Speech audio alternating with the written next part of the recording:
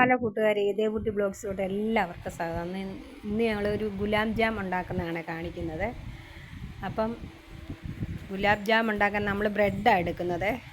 കണ്ടോ, ബ്രെഡിൻ്റെ സൈഡെല്ലാം കട്ട് ചെയ്ത് മാറ്റി വെച്ചിരിക്കുവാണ്. അത് നമുക്കിങ്ങനെ എല്ലാം ഒന്ന് പറിച്ച് കീറി ചെറുതാക്കി ഇട്ട് കൊടുക്കാം. അതിലോട്ട് പാലാണ് ഒഴിച്ച് അത് നനയ്ക്കുന്നത്. കുറച്ച് പാൽ മതി. കുറച്ച് പാലൊഴിച്ച് നമുക്കത് നല്ലതായിട്ടൊന്ന് നനച്ച് ഉരുട്ടിയെടുക്കണം. ചെറിയ ചെറിയ ഉരുളയാക്കി എടുത്ത് നല്ല ഷേപ്പിലൊന്ന് ഉരുട്ടിയെടുക്കണം. നല്ലതായിട്ടൊന്ന് ഞെരടി പൊടിക്കണം കേട്ടോ. ഇത് നല്ലതായിട്ടൊന്ന് മിക്സ് ചെയ്ത് കുഴയ്ക്കണം. എന്നിട്ട് നല്ലതായിട്ട് ഉണ്ട് ചെറിയ ചെറിയ ഉരുളകളാക്കാം. അപ്പോൾ ഇത് കുറച്ചേ ഉള്ളൂ. ഒരുപാട് ബ്രെഡാണ് ഞങ്ങൾ എടുത്തിരിക്കുന്നത്. അപ്പോൾ ഇത് ഒത്തിരി ഒന്നും ഇല്ല, ഒരു 15 എണ്ണത്തിൽ കൂടുതലൊന്നും കിട്ടത്തില്ല. അപ്പം ഇത് കൂടുതലുണ്ടാക്കേണ്ട ഒരു ബ്രെഡിൻ്റെ പാക്കറ്റിൻ്റെ എണ്ണം കൂട്ടണം. ഇത് ഉരുട്ടിയാലും ഒരു കൂട് എടുത്താലും ഒത്തിരി ഒന്നുമില്ല. അത് ഇത്രയും ഉള്ളൂ ഇതിനകത്ത് ഉരുള. അപ്പോൾ ഇത്ര എണ്ണ ഉണ്ടാക്കാനുള്ളതേ ഉള്ളൂ. അപ്പം നമുക്ക് എണ്ണ പാൻ ചൂടായി എണ്ണ ഒഴിച്ച് കൊടുത്തിട്ടുണ്ട്. അപ്പോൾ ഇത് നല്ലതായിട്ട് ചൂടായിട്ട് ഇത് ഇടാവുള്ളൂ പെറുക്കി. എന്നിട്ട് പിന്നെ ചെറിയതായിട്ട് തീ കുറച്ച് വെച്ച് കൊടുക്കണം. അപ്പം നല്ല മൂപ്പിച്ച് അതിനകമൊക്കെ ഒന്ന് വെന്ത് വരണം. നമുക്ക് അതൊന്ന് മൂപ്പിച്ചെടുക്കാം. അതിൻ്റെ കളറൊക്കെ മാറി വരുന്നുണ്ട്. ചെറിയ ചെറിയ ബ്രൗൺ കളറാകുന്നുണ്ട്. കണ്ടോ, ഒരുമാതിരി മൂത്ത് വന്നിട്ടുണ്ട്. ചില സ്ഥലങ്ങളിലൊക്കെ ഒന്ന് തിരിച്ചും മറിച്ചുമൊക്കെ ഒന്ന് ഇട്ട് കൊടുക്കണം. അപ്പം നമുക്ക് പരുവായിട്ടുണ്ട്. ഇതൊന്ന് കോരി എടുക്കാവേ. ഒത്തിരി മൂത്ത് പോയാലും അഴുക്കായിരിക്കും. അപ്പോൾ അതിന് പരുവത്തിൽ അത് കോരി എടുക്കണം.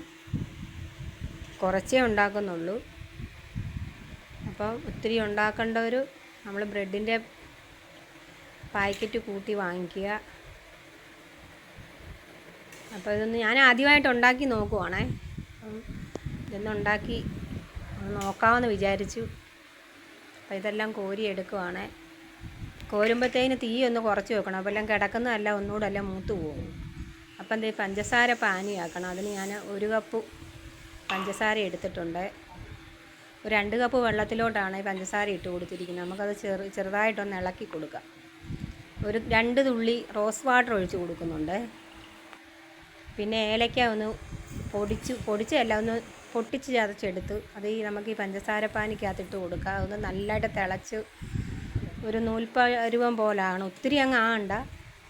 അപ്പോൾ ആ വെള്ളം 1 ഗ്ലാസ് ആകണം. 2 ഗ്ലാസ് വെള്ളമാണ് 1 ഗ്ലാസ് ആകണം. അപ്പം നമുക്ക് വേറൊരു പാത്രത്തിലോട്ട് ഒഴിച്ച് അപ്പോൾ ഈ ബോളെല്ലാം നമുക്ക് ഇതിലോട്ട് പെറുക്കിയിട്ട് കൊടുക്കാം. അപ്പോൾ ഇത് തിളച്ചപ്പോഴേ നല്ല മണമൊക്കെ ആയിരുന്നു കേട്ടോ. നല്ല ഏലക്കയുടെയൊക്കെ നല്ലൊരു മണം ഉണ്ടായിരുന്നു. അപ്പോൾ ആ ചെറിയ ചൂടിലോട്ട് തന്നെ ഇതിട്ട് കൊടുക്കണം. ഇളക്കി കുറച്ച് നേരം അടച്ചവിടെ വെക്കാം. അപ്പോൾ ഇത് തണുത്ത് കഴിഞ്ഞ് ഫ്രിഡ്ജിൽ വെച്ചിട്ട് കഴിക്കാനാണ് ഏറ്റവും സൂപ്പറും. അപ്പം ഞങ്ങൾ ഒന്ന് ടേസ്റ്റ് നോക്കാമെന്ന് വിചാരിച്ചു. അപ്പം ഞങ്ങളുടെ വീഡിയോ എല്ലാവരും കാണുന്നുണ്ടെങ്കിൽ ഒന്ന് സബ്സ്ക്രൈബ് ചെയ്യണം, ലൈക്ക് ചെയ്യണം, ഷെയർ ചെയ്യണം, കമൻറ്റ് ചെയ്യണം. അപ്പം ഞങ്ങളുടെ വീഡിയോ എല്ലാവരും കാണണം, ഞങ്ങളെ സപ്പോർട്ട് ചെയ്യണം. അപ്പം നല്ല ടേസ്റ്റ് ഉണ്ട് കേട്ടോ. ഞാൻ വെറുതെ പറയല്ല, ഒന്ന് നിങ്ങൾ ഉണ്ടാക്കി നോക്കിയിട്ട് ഒന്ന് പറയണം.